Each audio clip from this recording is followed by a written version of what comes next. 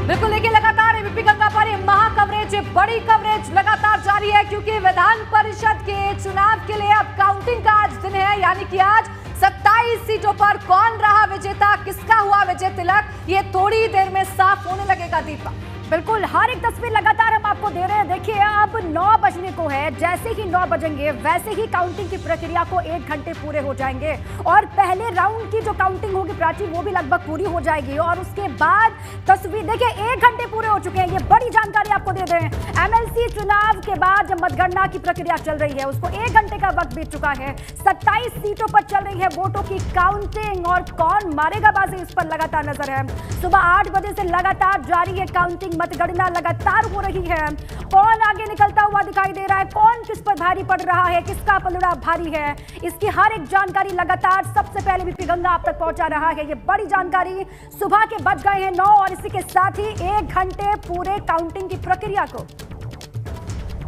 बिल्कुल देखिए, लगातार आपको हर एक अपडेट हम पहुंचा रहे हैं। 27 सीटों के लिए मतगणना हो रही है, 1 घंटा पूरा हो चुका है और इसके साथ ही साथ आप हमारी टेलीविजन स्क्रीन को समझ लीजिए, ऊपर आपको तमाम नतीजे नजर आएंगे। इसके साथ ही साथ कहां पर निर्विरोध चुनाव हो गया है वो भी हम आपको बता रहे हैं, कौन आगे कौन पीछे ये भी आप हमारी स्क्रीन पर लगातार देख सकते हैं। हमारे तमाम सहयोगी ग्राउंड से हमारे साथ बने हुए हैं, पल पल की अपडेट्स हम तक पहुंचा रहे हैं। लखनऊ में किस तरीके की स्थिति है जानेंगे शैलेश से। शैलेश,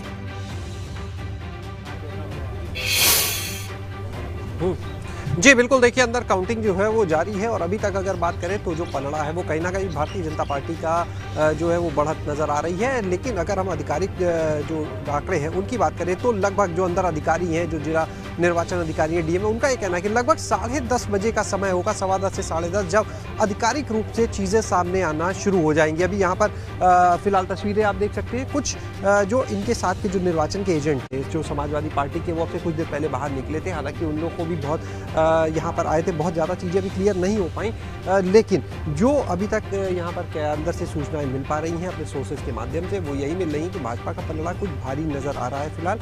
और लगातार देखिए अंदर काउंटिंग जारी है और देखिए जो पलड़ा भारी होने की हम बात करें, लगातार उसके पीछे देखिए तर्क भी है, उसके पीछे की वजह भी है कि वोटर जो है इसमें वो सबको पता है कौन है और उस वोटर में अधिकतर संख्या किसकी है ये भी सबको पता है। तो ये एक बड़ी वजह है और देखिए पार्टी भी जानती है। लखनऊ की जो सीट थी उसको लेकर भारतीय जनता पार्टी पहले से काफ़ी हद तक कह सकते निश्चिंत थी, आश्वस्त थी कि ये सीट उनके पाले में जाएगी, उनके खाते में जाएगी। और अगर हम बात करें समाजवादी पार्टी प्रत्याशी की, तो हमने एक चीज़ जरूर इस पूरे चुनाव के दौरान नोटिस की कि हमको इस पूरे चुनाव में उनके जो प्रत्याशी थे, हालांकि वैसे भाजपा की बात करते लेकिन सपा में बहुत ज़्यादा प्रचार प्रसार की चाहे बात की जाए करते हुए नजर नहीं आए, बहुत ज़्यादा मेहनत करते हुए अगर हम बात की जाए तो नहीं नजर आए। लेकिन देखिए बिल्कुल ठीक है शैलेश, बहुत ज़्यादा रॉकेट साइंस की आवश्यकता इसमें है नहीं, जो चुने हुए प्रतिनिधि हैं वही वोट डालते हैं और इसीलिए बीजेपी वाले आश्वस्त दिखाई दे रहे हैं क्योंकि सरकार उनकी है।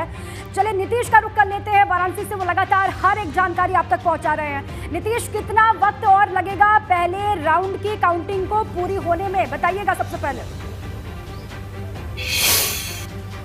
अभी वक्त की बात कर ले तो लगभग 40 मिनट से ज़्यादा का वक्त है, लेकिन अभी का जो अपडेट आपको बता दूं कि अभी जो अपडेट है वो बढ़त का अपडेट है। बढ़त में अगर बात करें तो अन्नपूर्णा सिंह की बढ़त अभी भी जारी है, लेकिन सुदामा पटेल तीसरे नंबर पर पहुंच चुके हैं, यानी बीजेपी प्रत्याशी तीसरे नंबर पर पहुंच चुके हैं। 2 नंबर पर उमेश कुमार, अगर बात करें समाजवादी पार्टी के प्रत्याशी, उन्होंने 3 नंबर से 2 नंबर पर अपनी जगह हासिल कर ली। ये अब से 15 मिनट पहले का अपडेट आपको बता रहा हूँ। आप देखिए यहाँ पर जो अधिकारी हैं वो पूरी तरह से अंदर अपनी जगह बनाए हुए हैं और यहाँ पर मतगणना लगातार चल रही है। आपको बताएं कि अगर जो पहले राउंड का अपडेट, अगर और अपडेट कहें क्लियर अपडेट, अगर आपसे 45 मिनट बाद पूरी तरह से क्लियर अपडेट आ जाएगा, जो मतों के हिसाब से आपको बता दूंगा कि किसने कितने मत और किस किस हिसाब में किनके खाते में गए हैं। आपको बता दें, अभी तत्काल का एक अपडेट और बता देता हूं। तत्काल का अगर अपडेट अगर बात करें तो सुदामा पटेल 2 नंबर पर आ चुके हैं। सुदामा पटेल की बढ़त एक बार फिर से आ गई है। भारतीय जनता पार्टी का जो एमएलसी पद का प्रत्याशी है वो 2 नंबर, और फिर एक बार से अन्नपूर्णा सिंह, अगर बात करें तो अन्नपूर्णा सिंह अभी भी अपनी बढ़त बनाए हुए हैं, यानी नंबर 1 पर अन्नपूर्णा सिंह, 2 नंबर पर बीजेपी प्रत्याशी और तीसरे नंबर पर समाजवादी पार्टी का प्रत्याशी। तो बनारस का ये अपडेट है जी। बिल्कुल देखिए, बड़ा अपडेट आप दे रहे हैं नीतीश, और देखिए उलटफेर जो है वो हर एक मिनट हर एक सेकंड्स पर देखने को मिल रहा है। जैसा कि आप बता रहे हैं, पहले तीसरे नंबर पर था भारतीय जनता पार्टी का प्रत्याशी यानी कि सुदामा पटेल, लेकिन अब वो जैसे जैसे काउंटिंग आगे बढ़ी वो दूसरे नंबर पर पहुंच गए हैं। तीसरे नंबर पर चले गए समाजवादी पार्टी के कैंडिडेट सनुज का रुख करेंगे। मेरठ से हमारे हमारे साथ मौजूद है। सनोज, मेरठ का हाल बताइए, 1 घंटा बीत चुका है मतगणना का। हाँ देखिए, 1 घंटा मतगणना को हो चुका है। अगर मैं बात करूं तो जो बीजेपी के प्रत्याशी हैं धर्मेंद्र भारद्वाज, वो शुरू से ही बढ़त बनाए हुए हैं, काफी आगे वो चल रहे हैं। मतगणना लगातार जारी है। हालांकि तस्वीर पूरी तरीके से साफ होने में अभी कुछ घंटे का वक्त लग सकता है, लेकिन जैसे ही मतपेटियां खुली थी और उसके बाद जो बैलेट पेपर उनको सीधा करने के बाद जैसे ही काउंटिंग शुरू हुई तो धर्मेंद्र भारद्वाज ने एक अच्छी बढ़त बना ली है और वो काफी आगे तक चल रहे हैं। अगर दूसरे नंबर की बात करें तो राष्ट्रीय लोकदल और समाजवादी पार्टी गठबंधन के जो प्रत्याशी हैं सुनील लोटा, वो दूसरे नंबर पर चल रहे हैं। मेरठ में 6 प्रत्याशी हैं जिनकी किस्मत का आज फैसला होना है, लेकिन जिस दिन मतदान हुआ था उसी दिन ये तस्वीर पूरी तरीके से साफ हो गई थी कि धर्मेंद्र भारद्वाज का जो पलड़ा है वो सबसे भारी नजर आ रहा है। और आज भी ये तस्वीर बिल्कुल साफ नजर आ रही है कि जैसे ही मतगणना शुरू हुई थी तभी से धर्मेंद्र भारद्वाज की जो बढ़त है वो काफ़ी आगे निकल चुकी है। अभी चूंकि मतगणना जारी है, लेकिन उनकी बढ़त को कम होना फिलहाल अभी ऐसा नजर नहीं आ रहा है। तमाम तैयारियां की गई हैं। जो इनके समर्थक हैं वो भी यहाँ मेरठ में जो मतगणना चल रही है वो कताई मिल परिसर में मतगणना चल रही है और उसके ठीक बाहर की तरफ जो उनके समर्थक हैं वो डेरा डाले हुए हैं, पल पल की अपडेट ले रहे हैं। चूंकि अंदर मोबाइल फोन की एंट्री पूरी तरीके से बैन कर दी गई है, तो जैसे भी हो वो तमाम जानकारियां जुटा रहे हैं। लेकिन फिलहाल पहले नंबर पर ही धर्मेंद्र भारद्वाज बने हुए हैं। जिस तरीके से उन्होंने गांव-गांव, गली-गली जाकर मतदाताओं से संपर्क किया और इस शुरुआत से ही भारतीय जनता पार्टी ने बढ़त बना ली। और जैसा कि आप कह रहे हैं कि अभी ऐसा लग नहीं रहा है कि कोई उलटफेर वहां पर होगा, क्योंकि अच्छे खासी संख्या से आगे चल रहे हैं भारतीय जनता पार्टी के प्रत्याशी। लखनऊ का रुख करेंगे, ब्यूरो चीफ वीरेश पांडे हमारे साथ जुड़ गए हैं। वीरेश, देखिए इस सीट पर सभी की निगाहें बनी हुई है, क्योंकि सुनील साजन है समाजवादी पार्टी के कैंडिडेट जो कि निर्विरोध चुने गए थे पिछले चुनावों में। फिलहाल क्या कुछ अपडेट है वीरेश आपके पास? देखिए, अगर हम लखनऊ की बात करें, उन्नाव की बात करें तो सुनील साजन निर्विरोध चुने गए थे, लेकिन इस बार चुनाव है। लेकिन जो सोर्सेस से खबर आ रही है कि इस बार रामचंद्र प्रधान जो पूर्व एमएलसी हैं, यानी सुनील साजन से पहले वही इस क्षेत्र के एमएलसी थे, इस बार भी वो आगे चल रहे हैं। जी हाँ, ये दर्शकों को बता दूं, सुनील साजन से आगे चल रहे हैं। उनकी बढ़त काफी आगे है सुनील साजन से। रही बात तैयारियों की, तो समाजवादी पार्टी के कैंडिडेट ने लगता है कि हार मान ली थी और कोई लड़ाई जमीन पर नहीं लड़ी गई थी। ये न केवल लखनऊ बल्कि पूरे प्रदेश में ये तस्वीरें देखने को मिलती हैं। मुश्किल से 2 या 3 ऐसी सीटें हैं जहां पर लड़ाई देखने को मिल रही है, चाहे वो आजमगढ़ की सीट हो, चाहे बनारस की सीट हो, कुछ प्रतापगढ़ की सीट है।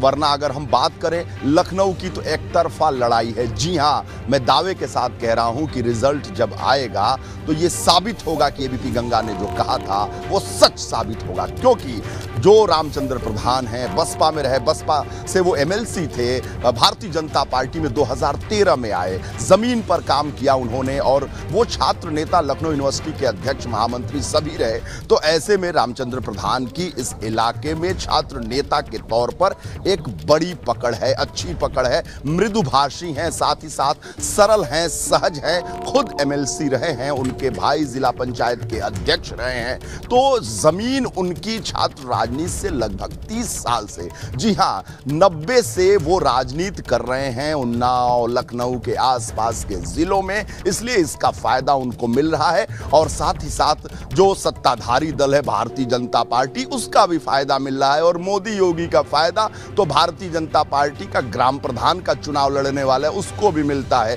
सिंबल अगर कमल हो, सिंबल अगर भारतीय जनता पार्टी का हो, तो उसका फायदा तो बहुत ज्यादा इस समय एक हवा है, एक लहर है, सत्ता में आई हुई है, प्रशासनिक रूप से भी सक्षम है जो कैंडिडेट है, जो लड़ रहा है। और मैं कहूं तो रामचंद्र प्रधान आर्थिक रूप से भी सक्षम है। जी हां, कोई भी साम दाम दंड भेद जिस भी क्षेत्र से सुनील साजन आजमाएंगे तो रामचंद्र प्रधान उनसे कमजोर साबित नहीं होंगे। पिछली बार चुनाव हुआ नहीं था, यहाँ पर सत्ताधारी दल के दबाव में चुनाव नहीं हुआ था, ऐसा भारतीय जनता पार्टी का आरोप है। निर्विरोध चुने गए थे। निर्विरोध कौन कैसे चुना जा रहा है इस एमएलसी के चुनाव में सभी को पता है, जनता को भी पता है, दर्शकों को पता है, हम सभी पत्रकारों को पता है, नेताजी को भी पता है और कैंडिडेट्स को भी पता है और उनके हाईकमान को भी पता पड़ता है कि कैसे कौन निर्विरोध होता है। तो ये आरोप मेरी शर्ट जो है ज़्यादा सफ़ेद है, तुम्हारी शर्ट जो है गंदी है, तो ये आरोप प्रत्यारोप से दर्शक